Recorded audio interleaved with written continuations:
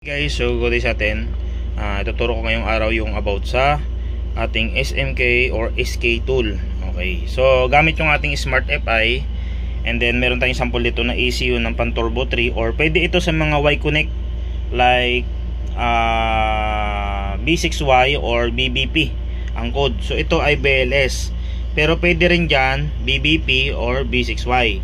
Okay, so ito may receiver na siya. Okay, latest ito na 2024 receiver, and then may remote na rin siya. So ngayon guys, papakita ko sa inyo bakit ko pinapakita yung video na to, para pag na-encounter nyo to yung ganitong problema, ganito lang yung gagawin nyo. So ito ay naka-pin out na yan guys. Ayan, so mapapansin nyo nakatusok na yung ating pin out. So kung saan ko kinuha yung pin out na yan, mamaya ituturo ko sa inyo. Ngayon papakita ko muna sa inyo na yung receiver at remote ay working yan. So pag kinlik natin yung remote, ayan, narinig nyo tumunog. And then pag kinlik ko yung knob, ayan, nakita nyo umiilaw. Okay, so ibig sabihin working yung receiver sa remote. So ngayon ang gagawin natin dyan, i-on natin. Ayan, and then i-on natin to. Ayan, so kung mapapansin nyo, nag-on naman yung solenoid key na, pero nagbi-blink yung smart key. So ibig sabihin yan, hindi nadidetect ng receiver ang ECU, or hindi nadidetect ng ECU yung receiver. Mayroon putol doon sa communication. So paano ang gagawin natin para mag-pair yung dalawa na yan? Kasi once na umiilaw yung smart key na yan, nagbi-blink, hindi aandar yung motor, or magre-redondo lang pero walang kuryente at walang fuel. Hindi uugong yung fuel pump. So kailangan nating i-unlock yan. So mayroon tayong dalawang proseso dito na gagawin. Yun yung off smart key, and then reset ECMID. Pero dito kasi sa mga ganitong klase turbo or Y-Connect, kapag Smart FI ang gamit natin, ang mga gawa lang natin dito ay off Smart key. Pero may ituturo ako sa inyo na process guys. Sundan nyo lang ito ha. Okay, so wala pa kasi isang function na reset ECM. Siguro i-request natin sa kanya sa developer. So ayan, nakita nyo nagbi-blink. Ngayon ang gagawin natin ngayon, gamit yung ating Smart FI, bubuksan natin tong likod ng ECU. Okay, or ipoprogram natin itong ECU na ito, bubuksan natin sa likod. So may guide naman yung ating Smart FI, and then sundan nyo na lang guys yung gagawin ko.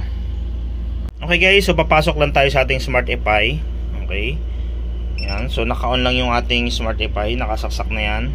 So papasok tayo sa remap. Ayan, kasi dito sa advanced function, ayan, at pupunta tayo sa advanced. So meron tayong function dito na Yamaha, and then reset. Ayan no, open ECM. Pero dito sa selection na to, wala tayong pagpipilian dito na B6Y. Walang nakalagay dyan na B6Y. Ang meron na nakalagay dyan, yan yung mga type ng ECU na yan.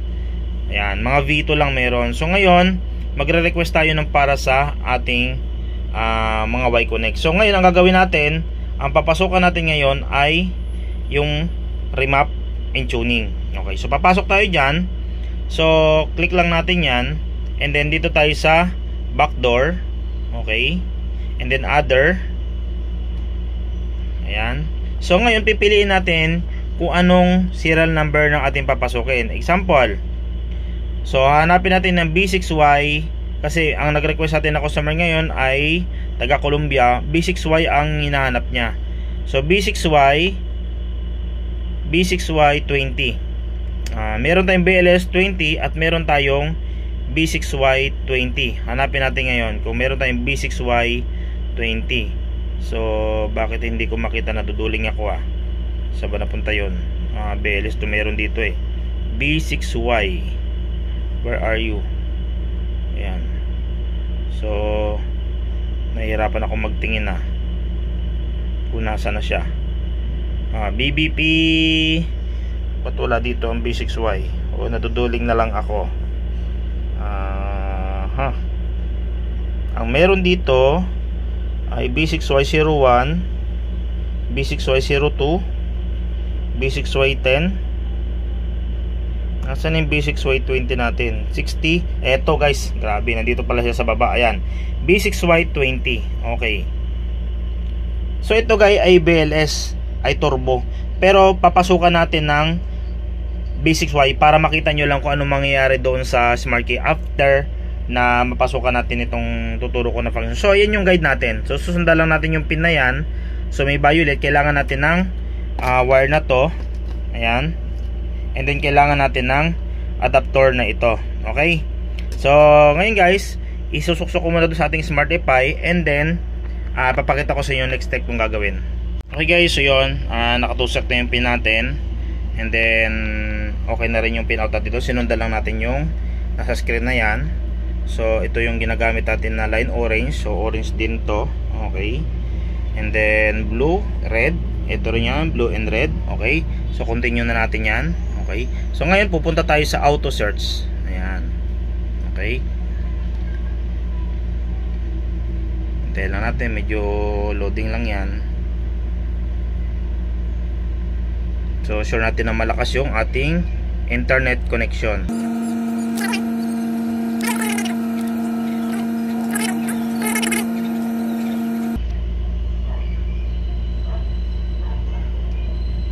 Okay. So after natin yan, pupunta tayo dito sa meron ditong off P0330SMK. Pwede rin yan. Okay yan. And then pwede rin dito sa off Smart Key. So i-click lang natin to. Ayan. I-off natin yung Smart Key, and then okay. So after nyan, ipa-flashing natin papunta dito sa ECU. So waiting lang tayo sa magiging resulta. Ayan.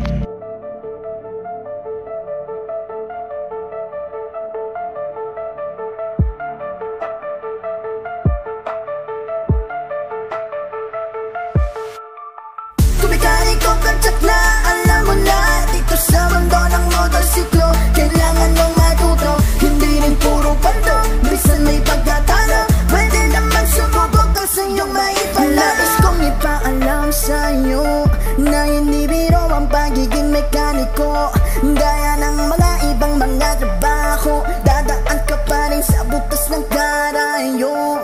Akala mo lang ay isiwin dito, nagkakamali ka dahil hindi to totoo. Marami kang kailangan matutunan dito, lalo na kung about sa SmartFi motorsiklo. Akala nila simpleng aral lang makukuha mo na, akala nila limpak-limpak na pera sa simula. Pues nagkakamali ka dahil hindi naman lahat ay maswerte kagad.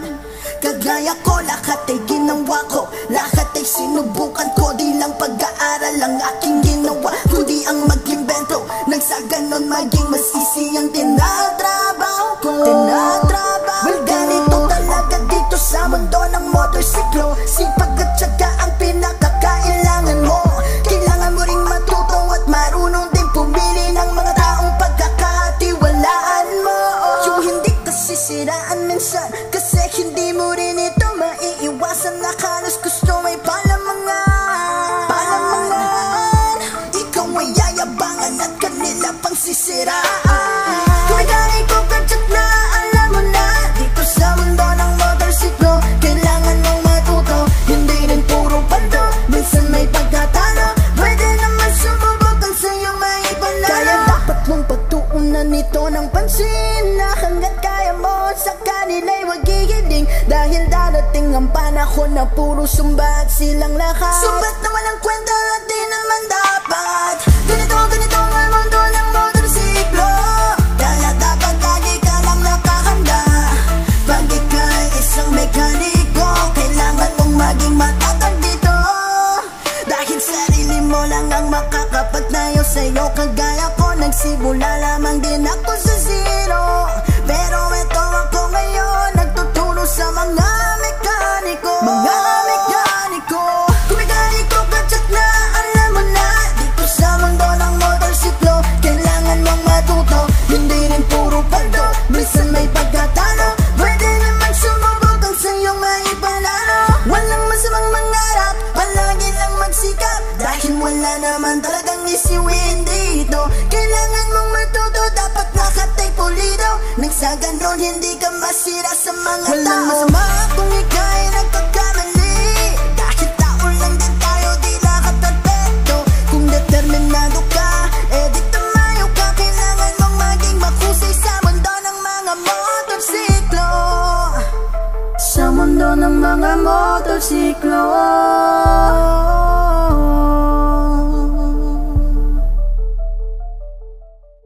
Okay guys, so yun, finish flashing na. Okay lang natin to. And then bunutin na natin yung mga wire na yan, and then i-testing natin sa ating simulator. Okay guys, about sa pin out ng ating ECU. Ayan, so kung nandiyan na may motor nyo, wala naman kayong problema kasi sasalpak nyo sa motor. Pero pag mayroon kayong ganitong simulator, so pupunta lang kayo dito sa auto shop data. Okay lang natin yan, and then punta tayo sa ECU connect. Ayan, so piliin natin kung anong brand. So Yamaha. Okay, so makikita nyo na dito yung pinout ng ECU kung saan natin pinapasok. So makikita nyo yung sniper. Ayan, kung saan tinutusok yung mga pin. Ayan, so ang hanapin natin ngayon ay yung ito, isa ito, B6Y, BBP, BBB, BLS, Turbo E. Isa lang siya ng pinout. So ngayon ang mangyayari dito, so ito yung ating socket. Ayan, bubunutin ko muna para makita nyo. Ayan, so ito yung ating wire. Okay, so nakalagay dyan ay red. Ayan, so dito may nakalagay to red, white. Okay, so tuturo ko sa inyo guys kung saan itutusok to. Dito kasi red, dito nakalagay red, white. Dito naman ay red, pero nakalagay dito ay yun, pure na red. And then may nakalagay dito na brown. Okay, may nakalagay dito na white. So ngayon dito wala tayong wire dito na white at wala tayong brown. Ayan, so pero may clue tayo na nakalagay dito yung brown ay can high, and then yung white ay can low. So ngayon aalamin natin sa simulator na to kung saan dito yung can high, can low. Ganito yan. So yung black white and black blue, ayan, yan yung can high, can low. Ayan, black yung wire, and then blue yung dulo. So ito yung can high, can low. Okay, so ngayon ang nakalagay dyan, yung can high nya ay brown, ang can low nya ay white. So dito tayo babase ngayon, yung can low ay ito yung isasaksak natin, and then yung brown na yan ipapalitan din yan yung black and blue. So yung nakalagay dyan sa pinakadulo, number 16 and number 32. Okay, so ngayon ilalagay natin sa pin na to, gagayahin natin yung nakalagay dyan sa screen. Okay guys, so ito na siya. Ayan, so buksan natin ating ilaw para makita nyo yung color coding. So makikita nyo dyan, may blue. Ayan, so yun yun, yung nakalagay doon. Yung blue, yun yung emo, yung para doon sa keyless. Okay, so sa indicator light. So makikita nyo dyan, black blue sa can high, black white sa can low, and then sa dulo ay red, yung pangalawa. Ayun, yun yung positive, yun yung nakalagay sa una-una. Ayan, yung may 47. So ibig sabihin battery yan, galing sa battery. Yung isa naman ignition switch. Okay, so yung may black ay may red, white. Ayan, sa pinakadulo naman siya. So ngayon tetestingin natin. Ingat pala kayo guys sa paglalagay ng pin na yan. Baka mamaya magkamali kayo at masunog yung ECU imbis na mag-simulate lang kayo. So ingat kayo sa paggawa niyan guys. Okay, so laging double check bago nyo i-on yung switch or bago nyo salpak. Laging double check nyo kasi magkaiba yung coding na binigay dito at iba yung coding sa simulator. Okay, so ngayon tetestingin natin ngayon yung ating smart key kung nag-pair na ba doon sa ating ECU at yung receiver. Okay, so doon muna tayo sa pag-pairing. Okay guys, doon naman tayo sa pagtetesting ng ating receiver. So ayan, gumagana may receiver natin, and then pag kiniklik natin yung knob, ayan, gumagana pa rin naman yung remote natin, and then gumagana yung solenoid. Ngayon i-on na natin siya kung nag-pair na ba. Kanina kasi nagbiblink i-on natin yung susian. Yan, tingnan natin yung smart key kung magbiblink pa rin.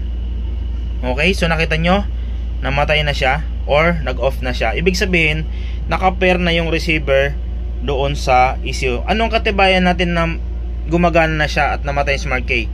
So gagana yung pump nito. Ngayon gawa tayo ng ilaw dito or pampapailawin natin kapag gumagana yung ating mismong fuel pump. So gagawan ko ng linya dito. Hanapin ko lang muna guys and then papakita ko sa inyo. Wait lang. Okay, so yun. So papakita ko sa inyo. Ayan, meron tayong, ang smart FI natin meron ding schematic. So ngayon, ang ginamit ko lang na indicator light ay yung mil. Kasi itong mga injector at pump na to wala siyang linya papunta dito, gagawan pa siya. Okay, so ngayon tingnan natin guys ayan tingnan natin yung mil, yung ilaw. Ayun, nakita nyo, pero namatay sa bigla. Pag ginoon natin, yan, namamatay sa bigla. Ibig sabihin naka-off na yung smart key natin. Ito kasi minsan ang mga problema sa off ang smart key. So ito yung next process na gagawin natin. once na yung pump nyo or hindi tumutuloy ang andar ng motor, meron tayong ikakat dito sa linya ng receiver. Okay? Pag hindi lang gumana yung kuryente at namamatay yung motor or hindi gumagana yung pump, pero naka-pair na yung ating smart key. Ayan, nakita nyo, nag-pair na, namatay siya. Ayan o. So ngayon, ituturo ko sa inyo kung saan kayo banda magkakat doon sa ating receiver. So puputulin nyo yun. So ngayon, pupunta tayo sa function ng smart key circuit. Okay, kasi ko man internet ko. Okay guys, so ito na yung smart key natin. Ngayon, yung ikakat natin na wire doon sa ating wire ng receiver, ayan. So pupuntahan lang natin yung papunta sa indicator light. Ayan. And then yung papunta sa computer box or papunta sa keyline. So hanapin natin yung SG is ito yon. Number hanapin natin yung ibang number. Okay. So smart key. So mali itong mali itong circuit diagram natin. Hindi yan yung diagram. So puntahan natin yung ibang model. Okay, ito. Ayan. So, puntahan natin yung Aerox or NMAX. Kasi mas malapit ito sa circuit ng receiver na yan. Okay. So yon. Pupuntahan natin yung papuntang indicator light number 10. Okay, so number 10 pin. And then yung number 5. Ikakat natin yan. Ikakat itong number 5 and number 10. So saan yung dito? Ito siya. So kung nakaharap kayo dito sa smart key natin, nakaganyan siya. Ayan. So number 5. So 1, 2, 3, 4, 5. So ikakat natin ito pang number 5 na yan. And then number 10. Ang number 10 naman, so ay mali. Ulit tayo. 1, 2, 3, 4, 5. Ito yung ikakat natin. Ayan, ito. Itong wire na to, ikakat natin yan. And then number 10. So ito yung 7, yung kulay red. 7 yan. So 7, 8, 9, 10. Yan, G's. So yung gray na yan, ikakat natin yan. So itong linya na to, cut. And then number 5, cut natin yan. And then kapag cut natin yan, tingnan nyo yung magiging ilaw nito. Ito guys, bubunutin ko para makita nyo yung magiging resulta ha. Okay. Okay guys, so after natin ang makat or ma-pull out yung line, so tinanggal ko yung gray kanina. Okay, yung gray, number 10. And then yung number 5. Okay, so binunot ko siya sa receiver. Ngayon, pansinin nyo itong mil. Okay, so pag inon ko susian, yan na siya, umiilaw na siya, diba? Okay, and then mamamatay in 3 seconds. Ulit. Off. On. Okay, so hindi na rin iilaw yung smart key at hindi na rin magkukunik yan doon sa ECU kasi ang ginawa natin ay off smart key. Pero pag ang ginawa natin ay reset ACM, no need na putulin yung mga wire na yan, automatic magpe-pair yung receiver sa ECU. So yung reset na yon ay wala pa sa function ng ating advance. So hintayin natin yung update na yun guys. Okay, so sana guys may natutunan kayo ngayong araw at magandang araw sa ating lahat.